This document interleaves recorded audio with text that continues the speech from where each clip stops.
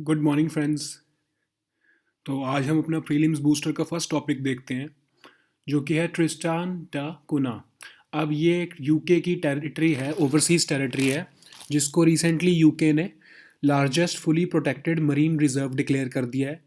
और इसमें अब क्या होगा कि जब ये ऐसा फुली प्रोटेक्टेड मरीन रिजर्व उसको डिक्लेयर कर दिया तो यहाँ पर माइनिंग की एक्टिविटी, फिशिंग, ये सब रेगुलेट हो जाएंगे और ऑलमोस्ट नो गो जोन एरिया हो जाएगा इन सब चीज़ों के लिए।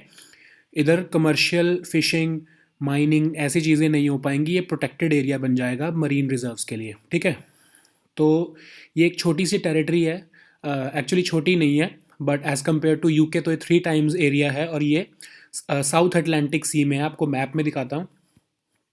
तो ये आप मैप देखो, ये हमारा अफ्रीका है, ये हमारा ब्राज़ील है, ये यहाँ पर ये पड़ता है ट्रिस्टान दा कुना। अब ये यूके से देखो कितनी दूर है। यूके ये रहा यहाँ पर, और ये यहाँ से 6000 माइल्स की दूरी पर है, बट ये टेरिटरी यूके की है। तो almost middle of the south Atlantic C ocean में है ये टेरिटरी। और इस टेरिटरी को अब यूके ने मरीन रिज़र्व डिक्लेयर कर दिया है, तो ये लार्जेस्ट मरीन रिज़र्व बन जाएगा इस पूरे अटलांटिक ओशन का। ठीक है, तो ये टेरिटरी जैसा मैंने आपको बताया 3 टाइम्स ऑफ यूके है। अब ये जितना यूके है उसके हिसाब से ये टेरिटरी, अब ये इसमें दिख नहीं रही है ऐसे असल में, बट ये टेरिटरी जो है ये 3 टाइम्स ऑफ यूके है। पूरा जो ये एरिया, जो उसका आसपास का भी एरिया, पूरा जो ओशन का एरिया, इसको भी डिक्लेयर किया है मरीन रिजर्व। तो ये पूरे जो टोटल रिजर्व डिक्लेयर हुआ है, ये ऑलमोस्ट 3 टाइम्स ऑफ यूके है। ठीक है, तो it is located about 2000 kilometres from nearest land. मतलब ये केप टाउन आपको दिख रहा है ना, ये यहाँ से देखोगे आप, जब यहाँ पर साउथ अफ्रीका है, तो ये केप टाउन से भी 2000 किलोमीटर्स की दूरी पर है। तो ये बिल्कुल, क्योंकि सेंटर में है साउथ अटलांटिक सी की, तो ये यहाँ से तो 6000 माइल्स है यूके से, तो लंदन से 6000 माइल्स है, और यहाँ से 2000 किलोमीटर्स है के एरिया पे ये पड़ता है। तो ये आपको तो मैप के क्वेश्चन के लिए इंपॉर्टेंट हो जाता है। और ये भी पता होना चाहिए कि ये टेरिटरी है किसकी, है यूके की टेरिटरी है। नाम इसका स्पेनिश जैसा लग रहा होगा आपको सुनने में, बट ये टेरिटरी असल में यूके की है, यूके ओवरसीज टेरिटरी है ये। ठीक है, तो अब ये इसको largest marine reserve area, fully protected marine reserve area declare कर दिया यूके ने। तो यहाँ पर फिशिंग, माइनिंग या ऐसी जो कमर्शियल एक्टिविटीज़ अभी अलाउड नहीं होंगी, और यूके इधर खुद भी नहीं करेगा। और बेसिकली यहाँ पर बहुत सारी आपको बर्ड्स मिल जाते हैं जो बहुत जैसे world heritage site of go, inaccessible islands, ये सब भी एरिया ऐसे हैं जहाँ पर सी बर्ड आइलैंड्स हैं, जहाँ पर बहुत ही क्रिटिकली एंडेंजर्ड स्पीशीज़ रहती होती हैं, या फिर ऐसी बहुत सी ऐसी स्पीशीज़ हैं जो बहुत रेयर स्पीशीज़ हैं, वो इस एरिया में रहती हैं। ठीक है, तो कोई ना कोई ऑर्गेनाइजेशन ने, जैसे इसमें एक ब्लू बेल्ट प्रोग्राम का डिक्लेयर किया हुआ है, या ऐसे बहुत सारे नेशनल ज्योग्राफिक सोसाइटी का के बारे में बताया कि इन सब ने रिपोर्ट्स में बताया कि यहाँ पर बहुत ही, जैसे नेशनल ज्योग्राफिक सोसाइटी का है कि 30% of world's ocean needs to be protected to allow ecosystems to provide benefits like ample fish stocks.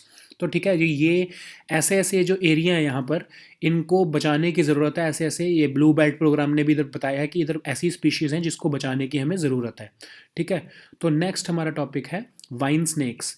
अब ये टॉपिक न्यूज़ में क्यों चल रहा है कि जो सेंटर फॉर इकोलॉजिकल साइंसेस जो है हमारा, उसने देखा कि जो वाइन स्नेक्स हैं, वो सोचते थे यहाँ पर, अभी तक हमारी सोचती थी साइंटिफिक कम्युनिटी कि जो वेस्टर्न घाट्स में वाइन स्नेक्स हैं, जो ग्रीन वाइन स्नेक्स हैं, वो सिर्फ एक ही तरह के हैं।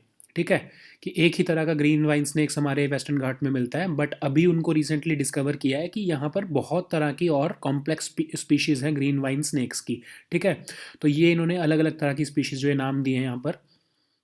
4 डिस्टिंक्ट स्पीशीज़ उन्होंने फाउंड किया है यहाँ पर वेस्टर्न घाट्स में।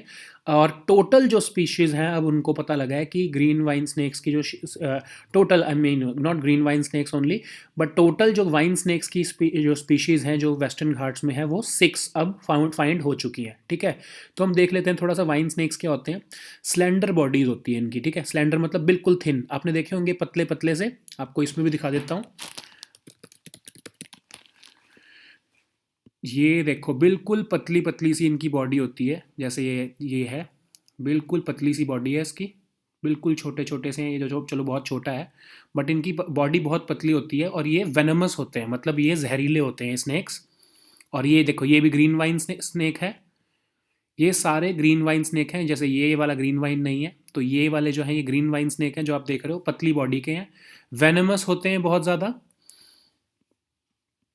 ये देखो, ये लिखा है all vine snakes are venomous with grooved fangs, और ये बिलो द आई, और ये जनरली हार्मलेस होते हैं ह्यूमंस को, लेकिन थैलोटोर्निस जो है इसमें एक वैरायटी जो है वो ह्यूमंस को भी मार भी सकता है, ठीक है।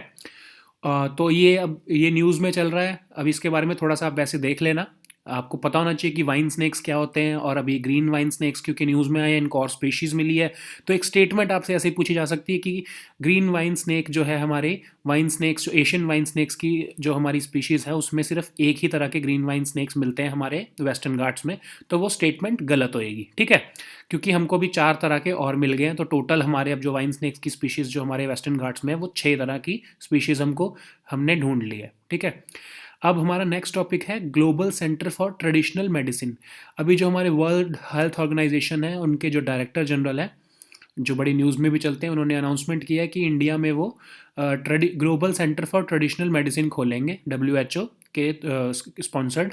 तो ये अनाउंसमेंट कहाँ पर हुई है, जब हमारे प्राइम मिनिस्टर जो हैं वो institute of teaching and research in Ayurveda Jamnagar और national institute of Ayurveda Jaipur Rajasthan को इनॉग्रेट कर रहे थे। उसमें हमारे जो WHO के जो डायरेक्टर जनरल थे उन्होंने भी वर्चुअली पार्टिसिपेट किया था वीडियो कॉन्फ्रेंस के थ्रू। तो उन्होंने अनाउंस किया है ये कि हम यहाँ पर global centre for traditional medicine खोलेंगे। तो अब हमारे ट्रेडिशनल मेडिसिन कौन कौन सी हैं इंडिया में? आयुर्वेदा, योगा, नेचुरोपैथी, यूनानी, सिद्धा, होम्योपैथी। तो इन सबको हम आयुष कहते हैं। इसके लिए हमने एक अलग से मिनिस्ट्री भी बना रखी है, मंत्रालय बना रखा है। तो ये जो हमारा सेक्टर है जो ट्रेडिशनल मेडिसिन, ये बेसिकली ना हमने बहुत अवॉइड किया है, खासकर जब इंडिपेंडेंस से पहले जो ब्रिटिश राज था जब, तो वो इसको जानबूझकर बिल्कुल भी प्रमोट नहीं होने देते थे, क्योंकि वो अपनी एलोपैथी को ही प्रमोट करना चाहते थे। तो आफ्टर जब हम इंडिपेंडेंट हो गए तो इसको हमने थोड़ा प्रमोट करना शुरू किया, इंस्टीट्यूशनल सपोर्ट भी देना शुरू किया, और लोगों को इसके बारे में बताना शुरू किया कि ये जो हमारे ट्रेडिशनल मेडिसिन हैं ये बहुत इंपॉर्टेंट हैं, ये एक तरह से डेफिनेट मेडिकल फ़िलासफ़ीज़ हैं। ये कोई ऐसी ही बात नहीं है कि सिर्फ घरेलू इलाज नहीं है, ये सच में मेडिकल फ़िलासफ़ीज़ हैं। जैसे एलोपैथी है कि डेफिनेट मेडिकल फ़िलासफ़ी है वो भी, वैसे ही हमारे जो ये ट्रेडिशनल मेडिसिन हैं ये भी डेफिनेट मेडिकल फ़िलासफ़ीज़ हैं। और ये कंसेप्ट एस्टैब्लिश्ड कंसेप्ट्स पे बनी हैं ताकि डिसीज़ की प्रिवेंशन भी हो सके और हेल्थ की प्रमोशन भी हो सके, ठीक है।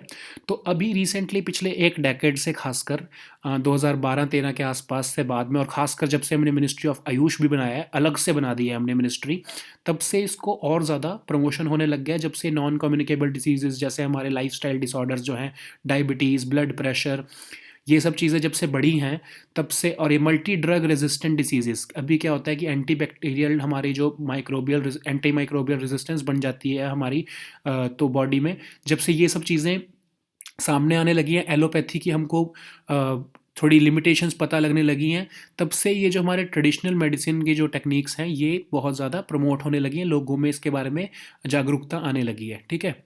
इसीलिए अब WHO भी चाह रहा है कि ये जो चीज़ें हैं जो हमारी इंडिया की ट्रेडिशनल मेडिसिन हैं इसको प्रमोट किया जाए, क्योंकि इसमें अच्छे डेफिनेट क्योर दिख रहे हैं और इसके साइड इफ़ेक्ट्स भी कम हैं। तो इसीलिए ही वो इंडिया में इसको खोलने की बात कर रहे हैं, global centre for traditional medicine, ठीक है। तो इसके चैलेंजेस क्या हैं ट्रेडिशनल सिस्टम ऑफ मेडिसिन के, कि बेसिकली इसमें लोग ना, बड़ी बड़ी कंपनीज आपने देखा होगा कि इन्वॉल्व नहीं है, ठीक है। आप सिर्फ आप पतंजलि जो है हमारे बाबा रामदेव जो हैं उनका ही मत सोचो, but as compare to allopathy जिसमें बहुत ग्लोबल जाइंट्स हैं, ग्लोबल फार्मास्यूटिकल कंपनीज़ हैं, हमारी ट्रेडिशनल सिस्टम ऑफ मेडिसिन में ऐसी कोई ग्लोबल फार्मास्यूटिकल कंपनी नहीं है, ठीक है। हेल्थ सेंटर्स भी नहीं मिलेंगे आपको इस लेवल के, जितने हमारे को एलोपैथी के हॉस्पिटल्स मिल जाते हैं। जो आप देखोगे जितने भी हमारे हॉस्पिटल्स या हेल्थ सेंटर्स हैं वो सब एलोपैथी ही जो दवाई है वही देते हैं। तो ट्रेडिशनल मेडिसिन के आपको हेल्थ सेंटर्स भी नहीं मिलते हैं। कैपेसिटी बिल्डिंग ऑफ प्रैक्टिशनर्स, आपको ऐसे प्रॉपरली ट्रेंड प्रैक्टिशनर्स भी नहीं मिलेंगे। अगर आपको मिलेंगे तो आपको उन पर ट्रस्ट नहीं होगा, पब्लिक फेथ भी नहीं है उनको उस चीज़ के ऊपर। और अगर कुछ होते भी हैं तो वो कई बार क्या होता है कि वो नाम ही लेते हैं इसका और डिसऑनेस्ट प्रैक्टिसेस करते होते हैं, ठीक है। कई बार आपको ऐसे ही जिनको आप जैसे आप कई हम नॉर्थ इंडियंस बोल देते हैं कि झोला छाप ये होम्योपैथी वाले हैं, इनको असल में नहीं आता कुछ, तो ये सच में वो डिसऑनेस्ट प्रैक्टिसेस करते होते हैं, तो उनके ऊपर हमारा उस डिसऑनेस्ट प्रैक्टिसेस की वजह से पब्लिक फेथ जो है वो इरोड हो जाता है, ठीक है। तो अब ये global centre for traditional medicine को खुलने से होगा क्या कि इसके अंदर रिसर्च, ट्रेनिंग, अवेयरनेस बढ़ेगी लोगों के बारे में कि एक कॉम्प्लीमेंट्री सिस्टम ऑफ मेडिसिन भी है, आप उसको यूज़ कर सकते हैं, ठीक है। WHO ने अपने एफर्ट्स भी लगाए हैं कि वो एक स्ट्रेटजी बनाई है 2014 से 2023 तक की, मतलब एक डेकेड की उनकी स्ट्रेटजी है कि डेवलपिंग कंट्रीज़ में वहाँ की ट्रेडिशनल मेडिसिन को प्रमोट किया जाए, ठीक है। अब ये थोड़ा सा आप देख लो ना, ये खुद ही पढ़ लेना चाहे, वर्ल्ड हेल्थ ऑर्गेनाइजेशन, इसमें कुछ समझाने वाली तो चीज़ नहीं है। और फंडिंग भी, इसमें दो तरह की फंडिंग होती है। WHO की फंडिंग होती कैसे है, एक तो असेस्ड कॉन्ट्रीब्यूशंस, एक वॉलंटरी कॉन्ट्रीब्यूशंस। असेस्ड कॉन्ट्रीब्यूशंस वो है कि जो एक तरह से मेंबरशिप फ़ी, जो कंट्रीज़ की मेंबर है उसको कुछ बेसिक अमाउंट तो देना ही पड़ेगा, तो वो वाली ये असेस्ड कॉन्ट्रीब्यूशंस होती हैं। और एक होती है वॉलंटरी कॉन्ट्रीब्यूशंस। असेस्ड कॉन्ट्रीब्यूशन सबको देनी पड़ती हैं, लेकिन वो सिर्फ 1/4 से भी कम जो टोटल हम फंडिंग होती है WHO की, उसमें से जो असेस्ड कॉन्ट्रीब्यूशंस है वो 1/4 से भी कम होती हैं, ठीक है। ज़्यादातर जो है वो वॉलंटरी कॉन्ट्रीब्यूशंस पे चलता है हमारा वर्ल्ड हेल्थ ऑर्गेनाइजेशन। उसमें मेंबर स्टेट्स जैसे US एक बहुत बड़ा था, बट अब ये एग्जिट किया हुआ है उसने, US ने WHO से। और हमारे जो जैसे NGOs वगैरह होते हैं वो भी इसमें कंट्रीब्यूट करते हैं, जैसे bill and Melinda Gates foundation, Gavi alliance, वो भी इसमें कंट्रीब्यूट करता है। World bank, rotary international, European commission, ये सब भी इसमें वॉलंटरी कंट्रीब्यूशन करते हैं वर्ल्ड हेल्थ ऑर्गेनाइजेशन के चलाने में, ठीक है। अब हमारा नेक्स्ट टॉपिक है emergency retrieval system for power lines. अब ये सिस्टम क्या है कि जब कभी नेचुरल डिज़ास्टर आता है तो आपको पता होगा कि सारी जो बिजली की तारें, पावर सिस्टम वगैरह सब कोलैप्स हो जाता है। तो रीसेंट ये जल्दी से जल्दी quick retrieval of power transmission lines के लिए ये एक इमरजेंसी रिट्रीवल सिस्टम बनाया गया है, ताकि जल्दी से जल्दी वहाँ पर बिजली रीस्टोर की जा सके, क्योंकि जब तक बिजली नहीं आएगी तो जो राहत और बचाव का कार्य है वो ठीक से नहीं चल पाता।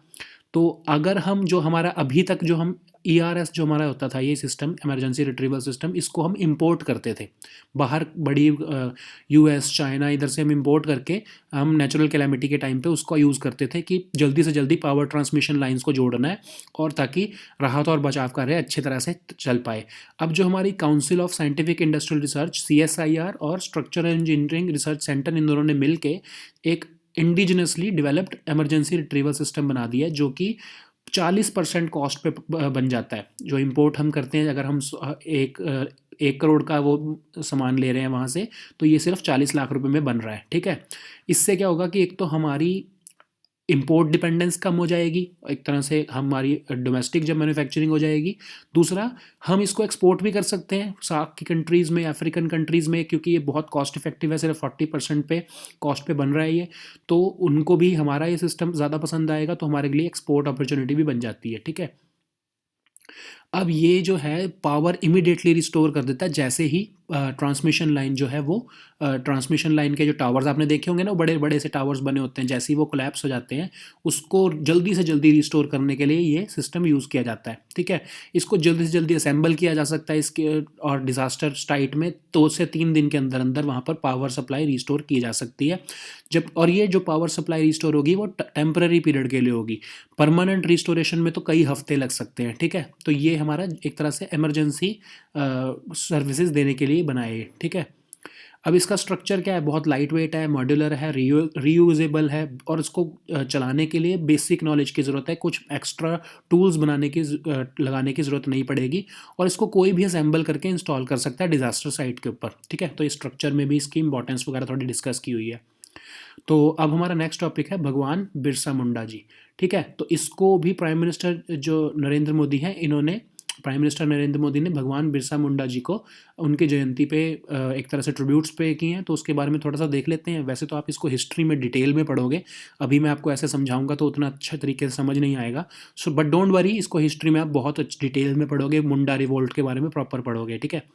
तो ये 1875 में पैदा हुए थे मुंडा ट्राइब में। इनको धरती अब्बा भी कहा जाता है, अर्थ फादर कहा जाता है। और बेसिकली ये न्यूज़ में क्यों है, क्योंकि आज वैसे 15 नवंबर जो है, उस दिन झारखंड फाउंडेशन डे भी होता है, तो उस दिन झारखंड स्टेट भी बनी थी, और जानबूझकर भगवान बिरसा मुंडा की जो जयंती है उस दिन चूज़ किया गया था झारखंड स्टेट को बनाने के लिए 2002 में, ठीक है। तो ये स्टेट तब बनी थी। तो ये बिरसा मुंडा जो है वो उन्होंने क्या किया था, मासेस को अवेकन किया था, और ब्रिटिश और जो बाहर से लैंडलॉर्ड्स आए थे, ठीक है, जो झारखंड से बाहर के जो लैंडलॉर्ड्स जो ट्राइबल्स के ऊपर उनसे काम करवाते थे, उनके खिलाफ रिवोल्ट करने में बिरसा मुंडा जी का बहुत बड़ा रोल है, ठीक है। तो उन्होंने कहा था कि इनको डेट्स और इनके इंटरेस्ट पे करना बंद कर दो, मनी लैंडर्स और टैक्सेस इनको पे करना बंद कर दो, ब्रिटिश को टैक्सेस पे करना बंद कर दो, और मनी लैंडर्स को उनके जो उनसे जो लोन लिए उनके डेट्स और इंटरेस्ट पे करना बंद कर दो।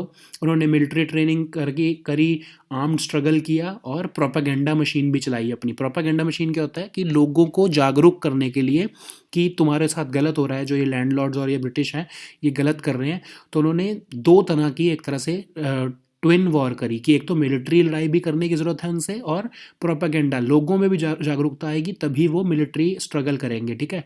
उन्होंने रिलीजन को पॉलिटिक्स के साथ भी कंबाइन करा, ताकि जो रिलीजन के जो अच्छी चीज़ें हैं वो पॉलिटिक्स में आ सकें, ठीक है।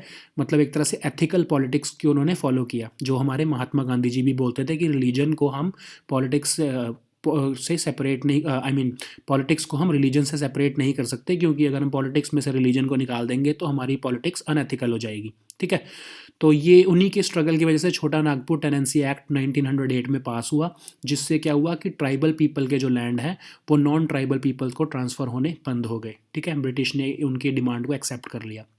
तो ये हमारे आज के टॉपिक्स हैं, तो इसके ऊपर आप MCQs कर लेना। अब कोई लोग कई बार ना नीचे कमेंट में लिखते हैं कि सर प्लीज़ PDF प्रोवाइड कराओ, तो मैं आपको हर बार ये बोलता हूँ कि PDF जो है वो हमारे टेलीग्राम ग्रुप में डाली जाती है। आप डिस्क्रिप्शन वीडियो की देखो, उसके अंदर टेलीग्राम ग्रुप का हमारा लिंक दिया हुआ है, उसको आप फॉलो करके आप टेलीग्राम ग्रुप डाउनलोड करके टेलीग्राम में से आप हमारी डेली PDF डाउनलोड कर सकते हो, ठीक है।